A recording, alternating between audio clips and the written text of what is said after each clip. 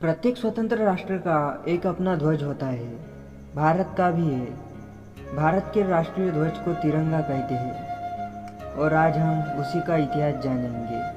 प्रारंभिक राष्ट्रीय ध्वज की अभिकल्पना पिंगली वैज्ञानिक ने की थी। 22 जुलाई 1947 की आयोजित भारतीय संविधान सभा की बैठक में इसे अपनाया गया, जो 15 अगस्त 1947 को अंग्रेज़ों से भारत के स्वतंत्रता के कुछ ही दिनों के पूर्व की गई थी। इसे 15 अगस्त 1947 और 26 जनवरी 1950 के बीच भारत के राष्ट्रीय ध्वज के रूप में अपनाया गया और इसके पश्चात भारतीय गणतंत्र ने इसे अपनाया। भारतीय राष्ट्रीय ध्वज में 3 रंग की पट्टियां हैं। सबसे ऊपर केसरिया, बीच में सफ़ेद, नीचे गहरे हरे रंग की पट्टी।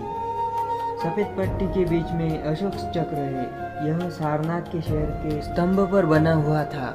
इसमें 24 तिलियां हैं। हमारा राष्ट्रीय ध्वज किन किन परिवर्तनों से गुजरा, यह जानना बहुत रोचक होगा। भारतीय स्वतंत्रता संग्राम के दौरान खोजा गया, यह मान्यता दी गई, पर भारतीय राष्ट्रीय ध्वज का विकास आज के रूप में पहुंचने के लिए अनेक दौरों से गुजरना पड़ा।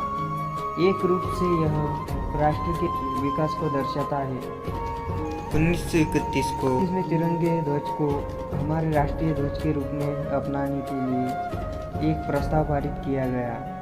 यह ध्वज वर्तमान स्वरूप का पूर्वज है। इस ध्वज का स्वरूप केसरिया, सफ़ेद और हरे रंग की पट्टी के साथ, मध्य में गांधी जी के चलते हुए चरखे साथ तथा स्पष्ट रूप से बताया गया है कि इसका सांप्रदायिक कोई महत्व नहीं है।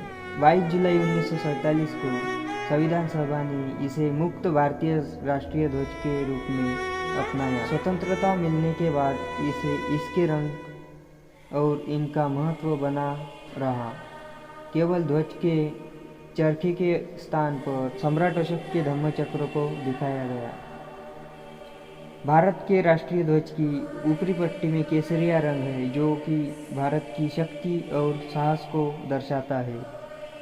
बीच में स्थित पट्टी और अशोक चक्र शांति का और सत्यता का प्रतीक है।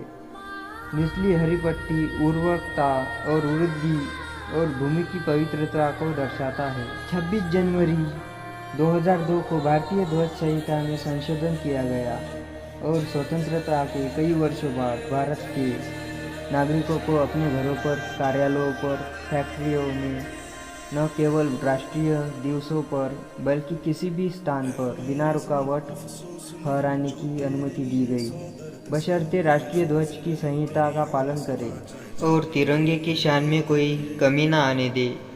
धन्यवाद। आज़ादी के अमृत महोत्सव की आप सबको बहुत बहुत शुभकामनाएं।